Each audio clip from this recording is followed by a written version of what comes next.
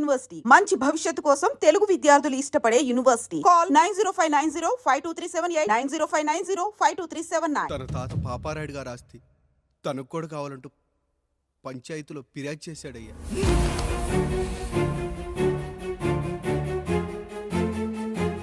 మస్తా గారు ఆ దస్తావేజులు ఇవ్వండి. అయ్యా మరి మా సంగతి ఏంటి?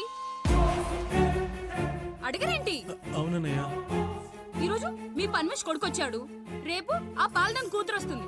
ఇలా వచ్చినోళ్ళంతా మీ సంతానమేని తెలిసాక అదిగో ఆ కాముడు చెప్పినట్టు మా ఆయన వాటా కిందో బాత్రూము, నాకో సబ్బు బిల్ల, నా పుట్టబోయే బిడ్డకో బొట్టు బిల్ల, ఇదే మిగులుతుంది. అయినా ఊరి జనాభా కన్నా అన్నయ్య పిల్లల సంఖ్య ఎక్కువైపోతుంది. వాళ్ళందరూ ఇంటి మీదకి వచ్చేలోపు మా ఆస్తి మాకు ఇచ్చేస్తే మా బతుకులు మేము బతికేస్తాంగా. అవునన్నయ్య, మా ఆస్తి మాకు కావాలంతే. ఎవరిని పట్టుకుని ఏం మాట్లాడుతున్నారయ్యా? ఉన్నప్పటి నుంచి ఆయన మిమ్మల్ని సాగుతూ ఉన్నారు. ఈరోజు పెరిగి పండయ్యాక మా దారి మేము చూసుకుంటా అనడం న్యాయం కాదయ్యా, న్యాయం కాదు. ఏ ఆయన నీకో కొడుకునిచ్చాడా? వాడి పేరేంటి? ఐఫోనా? ఎరా ఆస్తి కావాలా? 4 బ్రష్లతో తోముకుంటే ఎక్కడ విడిపోతామో అని నా బ్రష్ టూత్ పేస్ట్ నీకు త్యాగం చేసినప్పుడు అప్పుడు అడగాల్సిందిరా అన్నయ్య ఆస్తి కావాలి అని. ఎరా నేను వాడిపారేసిన లంగోటాలు మార్చి మార్చి చొక్కాలు చేతిగుడ్డలుగా వాడారే, అప్పుడు అడగాల్సిందిరా అన్నయ్య ఆస్తి పంచు అని. నువ్వు 6 నెలల పసికందుగా ఉన్నప్పుడు పాల కోసం ఏడుస్తుంటే నిన్ను తీసుకెళ్లి పసుల దొడ్లో కట్టేశానే, అప్పుడు అడగాల్సిందిరా అన్నయ్య నాకు ఆస్తి కావాలి అని. మా తండ్రి గారు పాపారాయుడు పోలికలు నాకు, నా పోలికలు ఆండ్రాయిడ్కి. అసలు మా కుటుంబంలో ఏ పోలికలు లేని మీకు ఎందుకు ఇవ్వాలరా ఆస్తి? ఆస్తి లేదు, గీస్తి లేదు. Get out, get out, get out, get out, get out అని నేను అనొచ్చు, కానీ అనగలనట్రా? అనలేను. ఎందుకంటే మీరంతా నా తమ్ముళ్ళు, నా చెల్లెళ్ళు. రక్తం తాగిన దోమ కూడా వెళ్ళేటప్పుడు కృతజ్ఞతగా ఏ మలేరియానో టైఫాయిడో వదిలి వెళ్తుంది. కానీ రక్తం పంచుకొని పుట్టిన మీరు ఈ అన్నయ్య కోసం ఆస్తి కూడా వదల్లేకపోతున్నారు కదరా. గుమస్తా గారు, నా యావదాస్తి నా తమ్ముళ్లకు చెల్లెళ్లకు వాళ్ళ పేర్ల మీద రాయండి. నాకు చిల్లి గవ్వ కూడా అక్కర్లేదు. ఇక ఈ ఇంటికి నాకు ఎటువంటి సంబంధం లేదు. లక్ష్మి, సావిత్రి, మీ చీరలు విప్పేయండి. ఇక్కడికి వచ్చేటప్పుడు ఏ చీరలు కట్టుకున్నారో వెళ్ళేటప్పుడు కూడా అదే చీరలు కట్టుకోండి. వెళ్ళిపోదాం. దస్తావేజులు తీసుకురండి.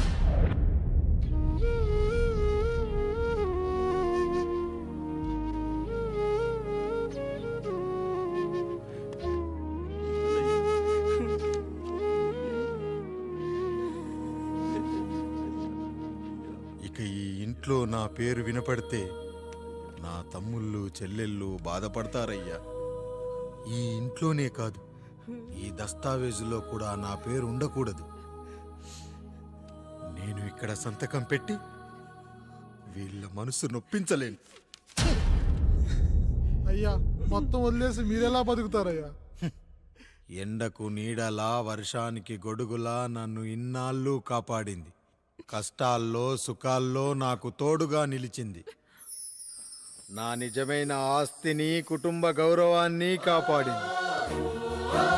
ఇదేరా నా ఆస్తి, అంతస్తు. ఇదే మా నాన్నగారిచ్చిన లంగోట. బంగారం లాంటి తమ్ముళ్ళే లేనప్పుడు నాకు మాత్రం ఈ బట్టలెందుకురా?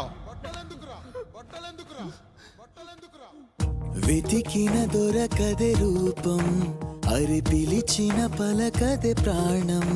వెతికా నువ్వు నడిచిన దారుల్లో, బ్రతికే నువ్వు విడిచిన శ్వాసల్లో. హో నీడ నడిగా, గాలి నడిగా, ఎక్కడని నా ప్రాణం.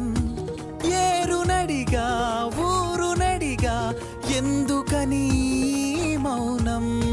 బాధనను విడువనని తడిమినది వెంటపడి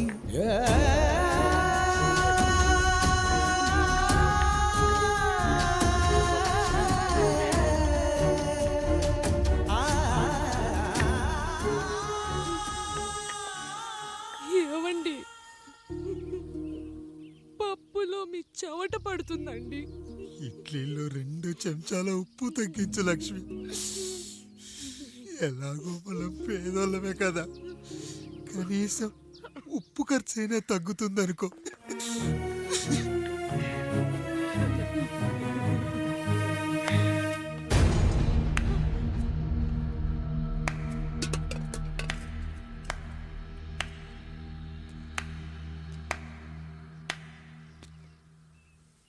పప్పు రుబ్బుతున్నావా పెదరాయుడు?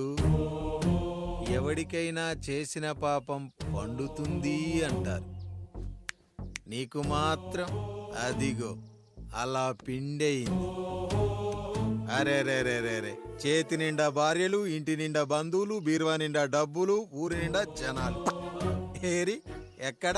ఇంటర్వెల్ ముందు ఇంటర్ చదివే కుర్రాడు ఏదో ఆవేశంగా డైలాగులు చెప్పాడు, సెకండ్ హాఫ్ కు మర్చిపోతాడు అనుకున్నావు కదూ? మర్చిపోవడానికి నువ్వు నాకు ఇచ్చింది అప్పు కాదు, ద్రోహం.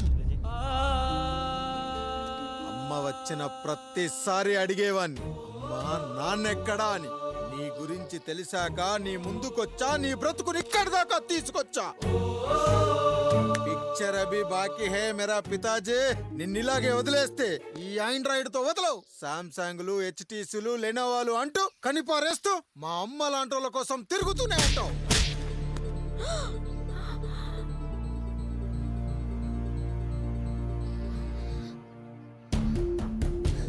అమ్మా అమ్మా ఛీ, నన్నలా పిలవకురా.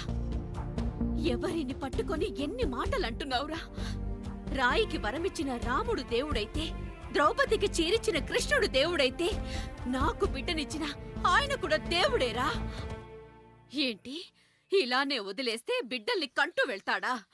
అసలు ఆయన కంటూ సొంతంగా ఒక్క బిడ్డ కూడా లేడు.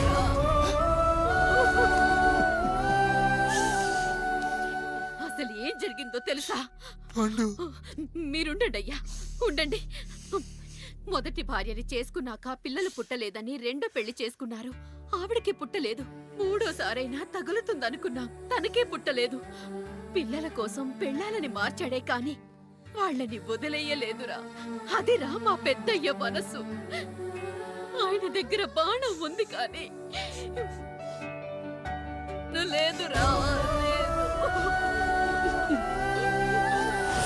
అసలు నీ తండ్రి ఎవరో నీకు తెలుసా? తెలుసా? ఇదిగో ఈ కాముడేరా నీ తండ్రి. గేదె నల్లగా ఉన్నంత మాత్రాన పాలు తెల్లగా ఎలా ఉన్నాయనే కదరా నీ ప్రశ్న. దానికి సమాధానం చెప్పాలంటే, ఒక వర్షం కురిసిన రాత్రి నేను 9వ నెల బాలింతగా ఉన్నప్పుడు. పండు పండు ఇదిగో. ఏమిటండి ఇది? నిద్రలేస్తే నేను, బయటికెళ్తే గంటోడు, పక్కకెళ్తే పాలేరు, ఎప్పుడూ తిరిగే తాయారు. రోజు మమ్మల్ని చూసి చూసి బిడ్డ కూడా జిడ్డు మొహం వేసుకుని పుడతాడేమో అని భయంగా ఉంది. కడుపులో ఉన్నప్పుడు మనం ఎవరి మొహాలైతే చూస్తామో అచ్చం వారి పోలికలతోనే పుడతారంటారు. పొరపాటున నా పోలికలతో పుడితే? అదేంటి కాముడు, నీకేం తక్కువ? జుట్టు ఉండాల్సిన చోట లేకుండా అవసరం లేని చోట విపరీతంగా పెరిగిపోతుంది. మనకు పుట్టబోయే బిడ్డ గొప్ప అందగాడై ఉండాలి. ఇదిగో రోజు ఈ దేవుడి ఫోటోలు చూడు, వాళ్ళలాగే అందంగా పుడతాడు. కడుపుతో ఉన్నప్పుడు ఎవరి ఫోటో చూస్తే ఆ పోలికలతో బిడ్డ పుడతాడా? కనిపించని దేవుడి పోలికలు నా బిడ్డకెందుకు? ఈ ఊరికి దేవుడు రాయుడు. నా బిడ్డ ఆయనలాగే పుట్టాలి, ఆయనలాగే పుట్టాలి.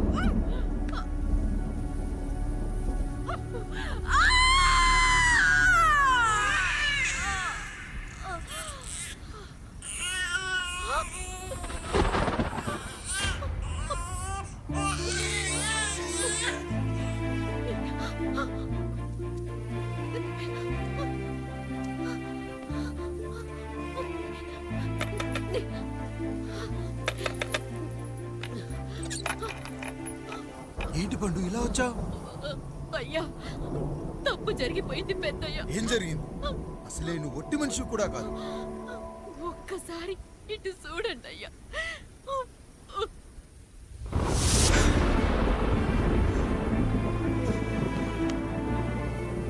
వీడేంటి అచ్చం నాలా ఉన్నాడు?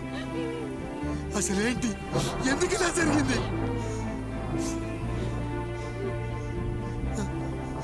నువ్వు ఎప్పుడైనా చీకట్లో పంపు సైడ్ దగ్గరికి వచ్చావా? మరి అమలాపురంలో శివాలయం దగ్గర రత్నాలు నీకేమైనా అమ్మవుతుందా? లేదు. పిఠాపురంలో పద్మ, రామాపురంలో లక్ష్మి, కాకినాడలో సుజాత. అయ్యో దేవుడా, అయ్యా అసలు ఇదంతా ఎలా జరిగింది పండు? అయ్యా ఇదంతా కాముడి వల్లే అయ్యా, కాముడి వల్లే. కాముడా?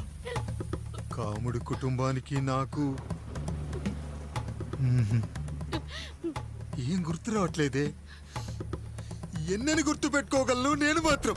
అయ్యా అది కాదయ్యా.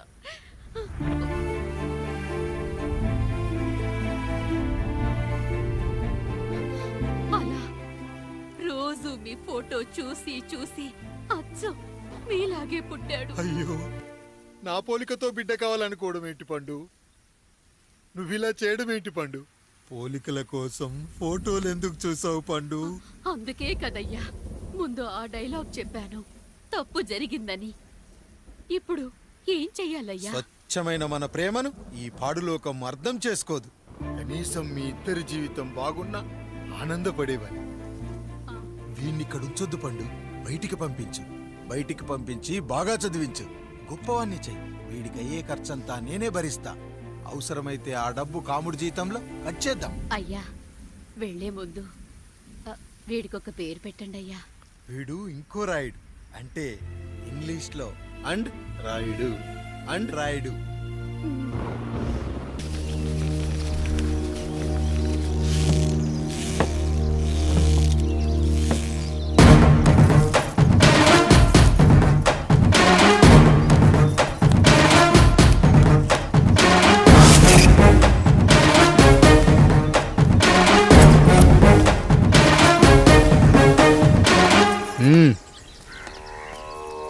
నమస్కారం అయ్యా.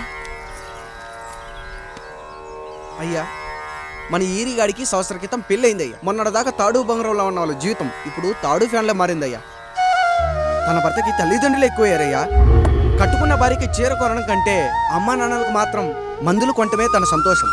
పొద్దున లేచిన దగ్గర నుంచి తల్లిదండ్రుల పనులు, పెళ్ళ ముద్దు ముచ్చట తీర్చట్లేదని తల్లిదండ్రులను వృద్ధాశ్రమంలో చేరిస్తే తను తన భర్త సంతోషంగా ఉంటామని వీరిగాడి భార్య సావిత్రి రచ్చబండి ఫిర్యాదు చేసిందయ్యా. చూడమ్మా, ప్రతి స్త్రీ జీవితం 3 ఆకులతో ముడిపడి ఉంటుంది. పెళ్లిల్లో మావిడాకులు, శోభనం గదిలో తమలపాకులు, ఆ తర్వాత భర్తతో విడాకులు. మావిడాకులు గుమ్మానికి కట్టొచ్చు, తమలపాకులతో కిల్లీలు కట్టొచ్చు, కానీ విడాకులతో కాపురాలను కట్టలేమమ్మా, కట్టలేం. నన్నేం చేయమంటారు? నాకంటూ కోరికలుండవా? భర్తతో సరదాగా ఒక్కదాన్నే గొడవ పడాలని, ఆయన కష్టపడి అలిసొస్తే పక్కింటి వాళ్ళ కబుర్లన్నీ చెప్పాలని, వచ్చిన జీతం మొత్తం చేతికిచ్చాక నేనే 10వ 12వ చేతిలో పెడితే ఆయన కళ్ళల్లో ఆనందం చూడాలని నాకనిపించదా? ఎంతసేపు అమ్మా నాన్న అంటూ వాళ్ళ కొంగు పట్టుకుని తిరగడమే తప్ప నా పైట పట్టుకుని తిరిగిందే లేదు. నాకు విడాకులొద్దు, నా భర్త నాకు కావాలి. ఎరా, నీ భార్య చెప్పింది విన్నావుగా, ఏమంటావు? అయ్యా, మీరు నా వైపు కూడా ఆలోచించండి అయ్యా. 9 నెలలు నా తల్లి కష్టపడి కన్నీ పెంచితే 20 ఏళ్ళు నా తండ్రి నన్ను పోషించాడు. నిన్నగాక మొన్న వచ్చింది. ఇది మమ్మల్ని విడదీయాలంటే ఎలాగయ్యా? నాకు నా పిల్లం కంటే నా తల్లిదండ్రులు ఎక్కువయ్యా. మరి పెళ్ళెందుకు చేసుకున్నావురా? అక్కుల్లో పనికెళ్తుంటే అక్కడ మెస్ భోజనం పడట్లేదయ్యా. ఇలామంటే పని మనిషి అనుకుంటున్నావారా? అసలేమనుకుంటున్నావురా? ఆడదంటే నీకంటే చిన్నదవుతే చెల్లవుతుంది, పెద్దదైతే అక్క అవుతుంది, పెళ్లి చేసుకుంటే భార్య అవుతుంది, ఆ తరువాత తల్లి అవుతుంది. మగాడేముందిరా, ఆఫ్టర్ ఆల్ తండ్రి అవ్వగలడు. మగాడు పురుషుడు అని పలకాలంటే పెద్ద కష్టమేమీ లేదు. కానీ స్త్రీ అని పలకాలంటే నోట్లో కండరాలు, నాలుక అష్టవంకరలు తిరిగి కష్టపడాలరా. స్త్రీ జీవితం కూడా అంతే. మన దేశంలో స్త్రీని గౌరవించడం తరతరాలుగా వస్తున్న సాంప్రదాయం. ఆ సాంప్రదాయం ఎంత గొప్పదంటే జంతువుల్ని కూడా పిల్లి పిల్ల, కుక్క పిల్ల, పంది పిల్ల అంటాం గాని కుక్క పిల్లోడు, పిల్లి పిల్లోడు, పంది పిల్లోడు అని అనమరా. ఎంత గొప్పదిరా మన సాంప్రదాయం. మీరు ఎన్నైనా చెప్పండి, దాన్ని ఏలుకోవటం నా వల్ల కాదయ్యా.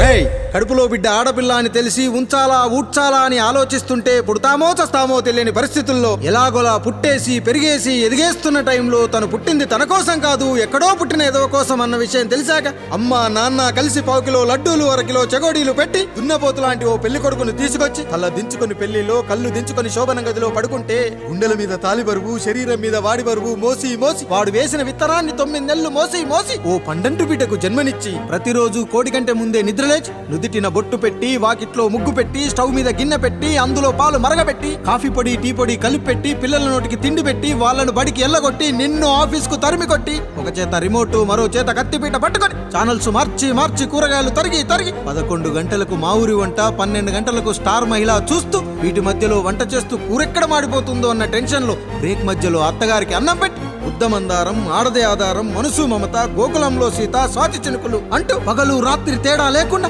సీరియల్లో సమస్యల్ని తన సమస్యలుగా భావించి బరువెక్కిన గుండెతో అలిసొచ్చిన భర్తకు గుప్పెడంత మాడిపోయిన ఉప్మా పెట్టి అప్పుడు తిని పడుకుంటుందిరా. అదిరా ఆడదంటే. అలాంటి నీ భార్యను వదిలేస్తానంటావా? Bloody fool!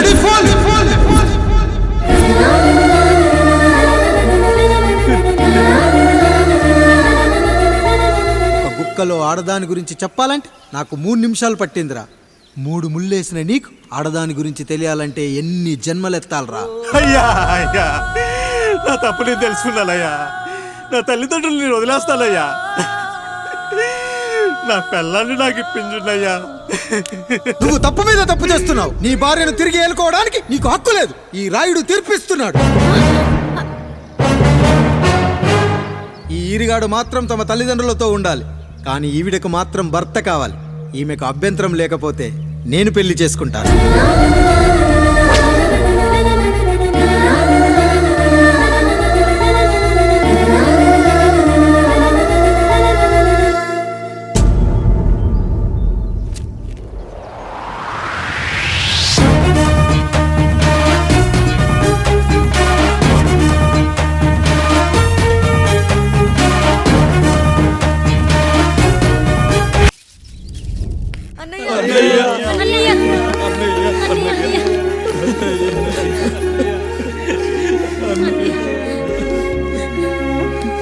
రాత్రి చాలా భయం వేసిందనయ్యా.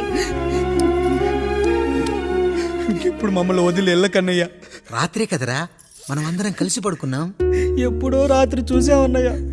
నిన్ను చూడకుండా ఒక్క అరగంట కూడా ఉండలేకపోతున్నా. నిన్ను చూసి చాలా రోజులైనట్టుంది అన్నయ్య. రాత్రంతా ఎక్కడికి వెళ్ళావన్నయ్యా? అసలు ఎక్కడికి వెళ్ళారండి? ఇంట్లో దోమలు కుడుతున్నాయని అలా పక్కనే ఉన్న గడ్డివాం దగ్గర పడుకున్నా. మన రత్తాలు వాళ్ళ ఆయన ఊళ్ళో లేడంది.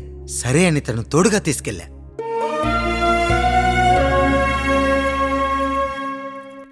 మీ సావుకటే మీ కుటుంబాన్ని నుంచి మిమ్మల్ని విడదీయాలయ్యా.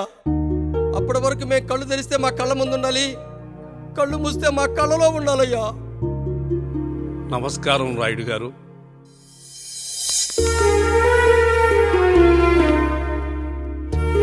నమస్తే.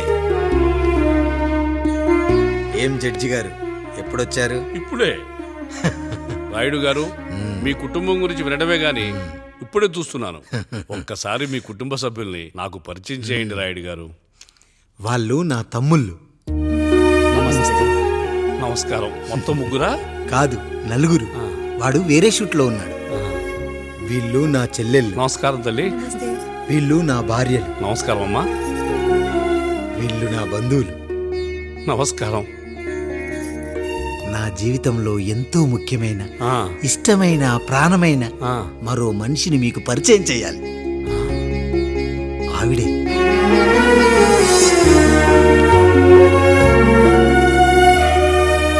నమస్తే తల్లి.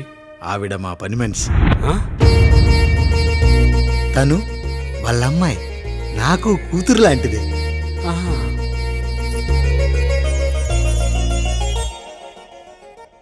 ఆ ఫోటోలోని వ్యక్తి ఎవరమ్మా? మీ ఆయన?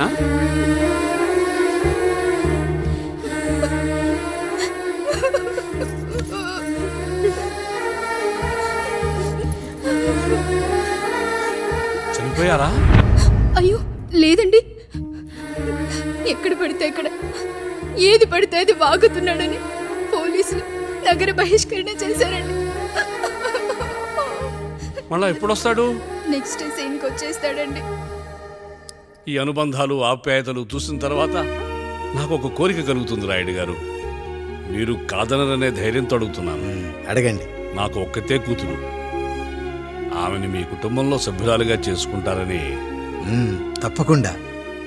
నా భార్యలకు అభ్యంతరం లేకపోతే తనను నేను పెళ్లి చేసుకుంటా.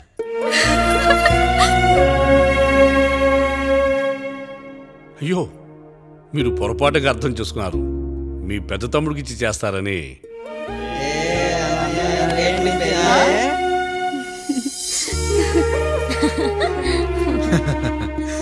తప్పకుండా తప్పకుండా ఒక మంచి రోజు చూసుకొని మీ ఇంటికి అమ్మాయిని చూసుకోవడానికి వస్తాం. ధన్యుణ్ణి రాయుడు గారు, ధన్యుణ్ణి.